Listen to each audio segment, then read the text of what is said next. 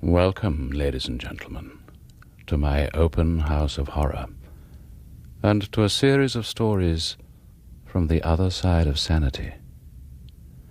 This is the second, and in the science of numerology, a science that has long intrigued me, it is said that the number 2 is a strongly feminine number.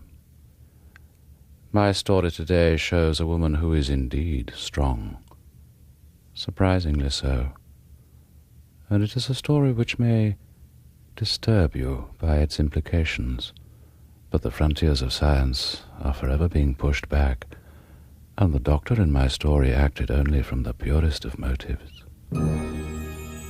Could the same be said of Mary Pearl, the somewhat plump and merry widow who confided in me at a cocktail party? Yes, as I was saying, the number 2 has a strongly feminine aura, but let us begin not at the beginning, but rather at the end. Or was it really the end? Story number 2 is about William and Mary.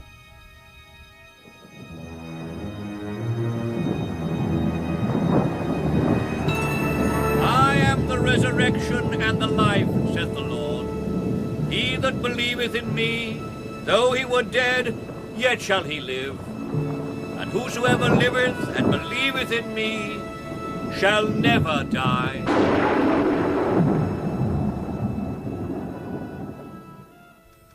So, you see, Mrs. Pearl, apart from the few small bequests already mentioned, your late husband has left all his property to you.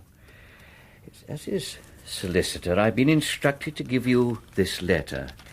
No doubt you'd like to take it home with you and read it in privacy. Oh, thank you.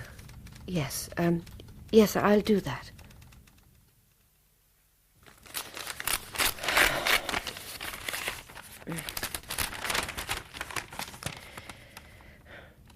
This note, my dear Mary, is entirely for you, and will be given to you shortly after I'm gone. Do not be alarmed by the sight of all this writing. It is nothing but an attempt on my part to explain to you exactly what Dr. Landy is going to do. During the past few days, I have tried very hard to speak with you about Landy, but you have steadfastly refused to give me a hearing. This is a very foolish attitude to take, and it stems mostly from ignorance. I swear to you that when you have read my story, your sense of antipathy will vanish, and I dare to hope that you will become a little proud of what your husband has done.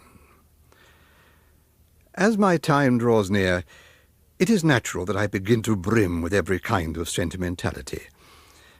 I have a wish, for example, to write something about you, and what a satisfactory wife you have been to me through the years. I have a yearning also to speak about Oxford, where I've been living and teaching for the past 17 years. All the things and places that I loved so well keep crowding in on me now in this gloomy hospital room, and I can see them more clearly than ever. The details of the illness that struck me down in my middle life are well known to you, and I do not need to repeat them here. Suffice it to say that I admit at once how foolish I was not to have gone earlier to my doctor. 6 weeks ago, John Landy came to see me. He is a magnificent neurosurgeon, much involved with the varying effects of prefrontal lobotomies upon different types of psychopath. Maybe you have never met him, but he and I have been friendly for at least 9 years. And the moment he entered my room, I knew there was some sort of madness in the wind. William, my boy, this is perfect. You're just the one I want. Good day to you, John. Do take a pew. How may I be of help? Now look, in a few weeks, you are going to be dead, correct? So it would seem. And then they'll take you out and cremate you. Bury me. That is even worse. And then what? Do you believe you'll go to heaven? I doubt it, though it would be comforting to think so. Or hell, perhaps. I don't really see why they should send me there. Oh, you never know, my dear William. What is all this about, John? Well, personally, I don't believe that after you're dead you'll ever hear of yourself again. Unless you have the sense to put yourself into my hands. I'm really serious about it, William. Would you care to consider a proposition? I don't know what you're talking about. Then listen and I'll tell you. Go on then, if you like. I doubt if I've got very much to lose by hearing it. On the contrary, you have a great deal to gain, especially after you're dead. This is a thing, William, that I've been working on quietly for some years. One or two others here at the hospital have been helping me. We've completed a number of fairly successful trials with laboratory animals. I'm at the stage now when I'm willing to have a go with a human. It's a big idea, and it may seem a bit far-fetched at first. But from a surgical point of view, there doesn't seem to be any reason why it shouldn't be more or less practicable. Now, quite a long time ago, I saw a short medical film that had been brought over from Russia. It showed a dog's head completely severed from the body, but with the normal blood supply being maintained through the arteries and veins by a means of an artificial heart. Now, the thing is this. That dog's head, sitting there all alone on a sort of tray, was alive. I find that difficult to believe. I tell you, the brain was functioning. They proved it by several tests. For example, when food was smeared on the dog's lips, the tongue would come out and lick it away, and the eyes would follow a person moving across the room. Now then, my own thought is to remove the brain from the skull of a human being and keep it alive and functioning as an independent unit for an unlimited period after he is dead. Your brain, for example. Now, don't interrupt, William. So far as I can tell, the brain is a peculiarly self-supporting object. The magic processes of thought and memory which go on inside it are manifestly not impaired by the absence of limbs or trunk, or even of skull, provided that you keep pumping in the right kind of blood under the proper conditions. Yes, but My dear William, just think of your own brain. It is in perfect shape. It is crammed full of a lifetime of learning. Yet soon it is going to die, along with the rest of your body, simply because your silly little pancreas is riddled with cancer. No, thank you. You can stop there. It's a repulsive idea. And even if you could do it, it would be quite pointless. What possible use is there in keeping my brain alive if I couldn't talk or see or hear or feel? Personally, I can think of nothing more unpleasant. But I haven't told you about the eye yet. Huh? We might even succeed in giving you a certain amount of vision. Now listen, I would try to leave one of your optic nerves intact as well as the eye itself. The beauty of it is that it's not really a nerve at all. It's an outpouching of the brain, and it is attached to the eyeball, so the back of the eye is in very close contact with the brain, you see? How convenient. Oh, I'm afraid there wouldn't be any muscles there to move it around, but it might be sort of fun to lie there quietly and peer out at the world. Hilarious. How about leaving me an ear as well? I'd rather not try an ear this time. I want an ear. I insist upon an ear. No. I want to listen to Bach. I don't understand how difficult it would be. The hearing apparatus is a far more delicate mechanism than the eye. You really must leave me to decide what is possible and what isn't. You talk as if it's all arranged. I tell you, I don't fancy the idea. Would you rather be dead altogether? Perhaps I would. I don't know yet. I wouldn't be able to speak, would I? Oh, of course not. Then how could I communicate with you? What if it turned out to be terribly painful and I couldn't stand it? No legs to run away on, no voice to scream with. How would you know if I were conscious? Well, that part would be easy. An ordinary electroencephalograph could tell us that. We'd attach the electrodes to the frontal lobes of your brain. But I couldn't communicate with you. As a matter of fact, I believe you could. Huh? There's a man up in London called Wertheimer who's doing some interesting work on the subject of thought communication. You know the brain throws off electrical discharges rather like radio waves. I know a bit about it, yes. Well, Wertheimer has constructed an apparatus which produces a kind of graph which is apparently decipherable into words and thoughts. Would you like me to ask him to come and see? You're assuming that I believe any of this nonsense now. Why don't you just go away and leave me alone? There's a good chap. I think that's a very short-sighted attitude. You'll be fascinated when you hear about the actual operation itself. But I'll come to all that later on. The fact remains that you are going to die fairly soon, whatever happens. And my plans would not involve touching you until after you are dead. Now, come now, William. No true philosopher could object to lending his dead body in the cause of science. After all, you carry a donor card, don't you? That's hardly the same thing. And it seems to me there'd be some doubts as to whether I were dead or alive by the time you'd finished with me. Well, I suppose you're right about that. But I don't think you ought to turn me down just yet before you know a bit more about it. I've heard more than enough already, thank you. I can do without the gory details. No, don't be depressed, man. Here, would you like a cigarette? See, I don't smoke, you know, that disgusting habit. Well, may I go on? I'd rather you didn't. I think you'll find it quite interesting. At the moment of death, I should have to be standing by so that I could step in immediately and try and keep your brain alive. You mean leaving it in my head? Well, to start with, yes, I'd have to. And where would you put it after that? Well, if you want to know, in a sort of basin. Are you really serious about this? Certainly I'm serious. All right, go on. Well, I suppose you know that when the heart stops and the brain is deprived of fresh blood and oxygen, its tissues die very rapidly. Anything from 4 to 6 minutes and the whole thing is dead. So I should have to work quickly to prevent this from happening. But with the help of the machine, it should be all quite simple. What machine? The artificial heart. We've got a nice version here in this hospital which can do all the necessary things. It's really not at all complicated. Now let me explain. You see, the blood supply to the brain is derived from 2 main sources: the internal carotid arteries and the vertebral arteries. And the return system is even simpler. The blood is drained away by only 2 large veins, the internal jugulars. Around the brain itself, they naturally branch out into other channels, but they don't concern us. All right. Imagine I've just died. What is the first thing you would do? I should immediately open your neck and locate the 4 arteries. I should then stick a large hollow needle into each. These 4 needles would be connected by tubes to the artificial heart. Then I would dissect out the left and right jugular veins and hitch them to the heart machine as well to complete the circuit. You wouldn't be like that Russian dog, though. For one thing, you'd certainly lose consciousness when you died, and I very much doubt if you'd come to again for quite a long time. If at all.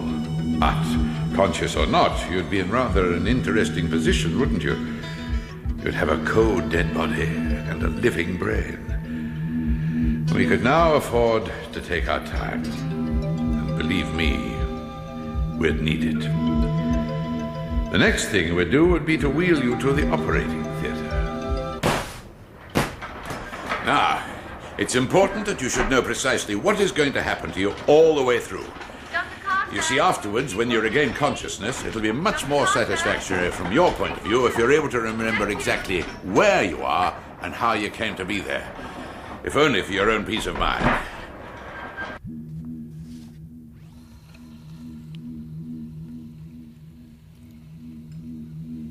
So, the next problem is to remove your brain from your dead body. The body is useless. In fact, it has already started to decay. The skull and the face are also useless. They're both encumbrances. All I want is your brain. The clean, beautiful brain, alive and perfect. So, now I'm going to take this small oscillating saw and proceed to remove the whole vault of your skull.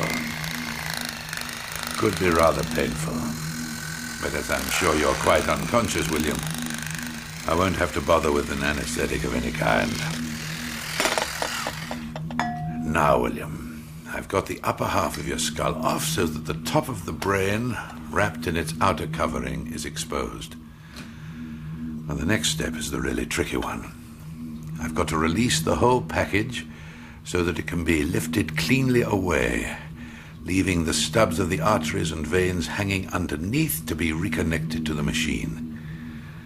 This is an immensely lengthy and complicated business involving the delicate chipping away of much bone. To do this, I shall now take this and slowly bite off the rest of your skull. And begin to peel it off downward, like an orange, until the sides and underneath of the brain are fully exposed. It's all right, I've plenty of time, because the artificial heart is continually pumping away alongside the operating table. Now, your brain is connected to your body only at the base by the spinal column and the veins and arteries. So I am now severing your spinal column just above the first cervical vertebra. Taking great care not to harm the two vertebral arteries which are in the area. Now, William, I'm ready for my final move. On this side table, I have a basin of a particular shape, and it is filled with what we call Ringer solution. That is a special kind of fluid we use in neurosurgery. At this point, I'm cutting your brain completely loose by severing the supply arteries and the veins.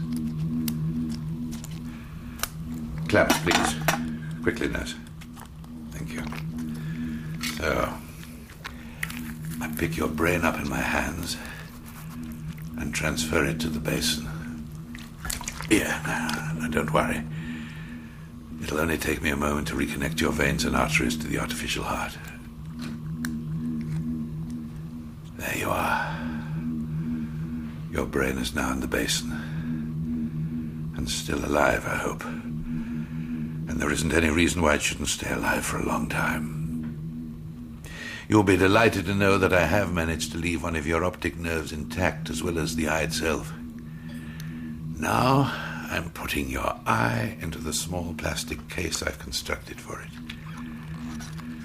It'll take the place of a socket, and your eyeball is rising to float on the surface of the liquid. There now. Your eyeball in its case is staring up at the ceiling. I'm sorry I couldn't leave you an ear as you wanted, William, but if your eye works, it doesn't matter all that much about your hearing. We can hold up messages for you to read. And now, so that we can tell whether you regain consciousness, we'll attach these electrodes to the frontal lobes of your brain, there in the basin. And the electroencephalograph will register your thought waves. How lucky you are. Your thinking is no longer influenced by your senses. You are living in an extraordinarily pure and detached world. Nothing to bother you at all, not even pain. No worries or fears of pains or hunger or thirst. Not even any desires. Your brain could stay alive for 200 or 300 years in circumstances like these. Well, goodbye for now, William.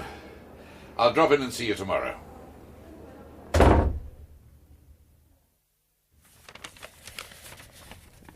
I lay in bed thinking for a long time after John Landy left. There was something basically repulsive about the idea that I myself should be reduced to a small, slimy blob lying in a pool of water. Then my mood began to change, and I found myself able to examine Landy's proposals in a more reasonable light. I am rather proud of my brain. As brains go, it is a damn good one. Landy has assured me that when my brain is in the basin, I shall be able to think and reason as I can now. Even the power of memory will remain.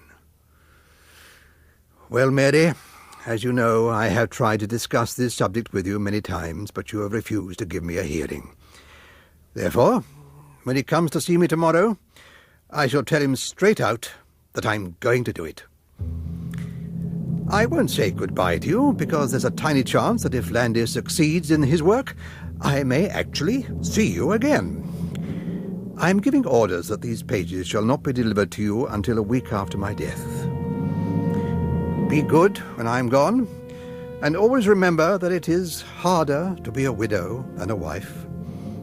Be diligent and dignified in all things. Be thrifty with your money. Do not drink cocktails. Do not smoke cigarettes. Do not eat pastry. Do not use lipstick. Do not buy a television apparatus. And incidentally, I suggest that you have the telephone disconnected. Now that I shall have no further use for it. But before doing so, please give Landy a call to see how things went with me. I'm so glad you called at last, Mrs. Pearl. You're quite well, I hope. I wonder if you would care to come over here to the hospital. Then we can have a little chat. I expect you are very eager to know how it all came out. Well, I can tell you now that everything went pretty smoothly. Far better, in fact, than I was entitled to hope. It's not only alive, Mrs. Pearl, it's conscious. Isn't that interesting? And the eye is seeing. We are sure of that because we get an immediate change in the deflection on the encephalograph when we hold something up in front of it. And now we're giving it the newspaper to read every day. Which newspaper? Oh, the Daily Mirror. The headlines are larger. Oh, he hates the Mirror. Give him the Times. Oh, very well, Mrs. Pearl. We'll give it the Times. We naturally want to do all we can to keep it happy. Him, not it. Him. Him. Yes. Yes, I beg your pardon. To keep him happy. That's one reason why I suggested you should come along here as soon as possible. I think it'd be good for him to see you. You could indicate how delighted you are to be with him again. Smile at him and blow him a kiss, all that sort of thing. It's bound to be a comfort to him to know that you're standing by. Well, you mustn't be surprised by what he looks like, Mrs. Pearl. No, I won't. It's bound to be a bit of a shock to you at first. He's not very prepossessing in his present state, I'm afraid. I didn't marry him for his looks, Doctor. Ah. Well, take your time when you get inside the room. He won't know you're in there until you place your face directly above his eye. Dr. Adams. The eye's always open, but he can't move it at all, so the field of vision's very narrow. At present, we have it looking straight up at the ceiling. And, of course, he can't hear anything. We can talk together as much as we like. In here. Well, I wouldn't go too close yet. So stay back here a moment with me until you get used to it all. He's in that big enamel bowl, that white bowl over there. Come, just a little closer. Not too near. That's the eye in there. Can you see it? Yes. Well, so far as we can tell, it's still in perfect condition. It's his right eye, and the plastic container has a lens on it similar to the one he used in his own spectacles. Staring at the ceiling all the time can't be much fun. Oh, don't worry. We're in the process of working out a whole program to keep him amused. But we don't want to go too quickly at first. Give him a good book. We will. Are you feeling all right, Mrs. Pearl? Yes. Then we'll go forward a little more, shall we? And you'll be able to see the whole thing. There you are. This is William. Goodness, isn't he large? He looks like an enormous pickled walnut. You'll have to lean over and put your pretty face right above the eye. He'll see you then, and you can smile at him and blow him that kiss. If I were you, I'd say a few nice things as well. He won't actually hear them, but I'm sure he'll get the general idea. He hates people blowing kisses at him. I'll do it my own way, if you don't mind. Hello, dear. It's me, Mary. Are you feeling all right, William? Your eyeball looks quite interesting. That network of tiny red veins. And there are little dark streaks in the iris, although it's so blue. Ice blue. I never noticed them before. I got your letter, dear, and came over at once to see how you were. Dr. Landy says you're doing wonderfully well. Oh, perhaps if I talk slowly, you can understand a little of what I am saying by reading my lips. I'm sure you're watching me. You look so calm and kindly like this, William. Almost cow-like, with that soft, gentle look in your eye. Are you quite sure he's conscious, Doctor? Oh, yes. Yes, completely. And he can see me? Perfectly. Isn't that marvellous? I expect he's wondering what happened. Oh, not at all. He knows perfectly well where he is and why he's there. He can't possibly have forgotten that. You mean he knows he's in this basement? Of course. And if he only had the power of speech, he'd probably be able to carry on a completely normal conversation with you this very minute. But you can't talk, can you, dear? No arguments and criticisms, no ban on smoking, no shirts to wash and iron, no meals to cook. I could live very comfortably with you as you are now, William. Are you all right, Mrs. Pearl? What? Oh, yes. Thank you, Dr. Landy. I was just thinking, I do believe I'm suddenly getting to feel the most enormous affection for him. Does that sound strange? I think it's quite understandable. He looks so helpless and silent lying there under the water in his little basin. Like a baby. Well, that's what he's like. He's exactly like a little baby. There, William, my pet. From now on, Mary's going to look after you all by herself. And you've nothing to worry about in the world. It's almost as if he's trying to say something to us. When can I have him back home, Doctor? I beg your pardon? I said, when can I have him back? In my own house. Oh, you're joking. Why should I joke? We couldn't possibly be moved. I don't see why not. Well, this is a scientific experiment, Mrs. Pearl. It's my husband, Dr. Landy. Well, It is my husband, you know. But that is rather a tricky point. Your husband was buried only a couple of days ago. You are a widow now, Mrs. Pearl. I want him back. Would you care for a cigarette, Doctor? No, thank you. Shall we go back to my room now? Smoking isn't really permitted in the laboratories. The way out is over here. Yes, that's right. I'll be with you in a moment. I want a private word with my husband. Oh. Mary's leaving now, sweetheart. And don't you worry about a single thing, you understand? We're going to get you right back home, where we can look after you properly, just as soon as we possibly can. And listen, dear. Don't you like the nasty cigarette smoke, William? I can see you didn't. You're looking at me just as you used to.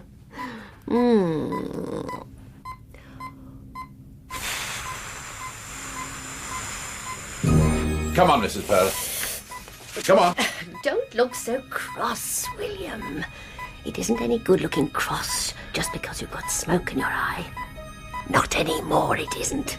Because from now on, my pet, you're going to do exactly what Mary tells you. Now, do you understand that? Mrs. Pearl. So don't be a naughty boy again, will you, my precious? Naughty boys are liable to get punished most severely. That's enough, Mrs. Pearl. Come on. Goodbye, darling. I'll be back soon. Isn't he sweet? Yes. Isn't he heaven Yeah, come tonight? along. Can't wait to get him home. And one day soon, William, there'll be a little telly of your own hanging from the ceiling, so we can watch the programs together. Won't that be nice?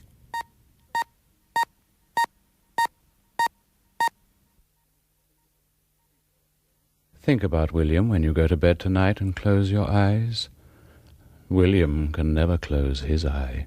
For him, there is no sleeping and waking to separate his days, just one long, continuous viewing of everything he hates.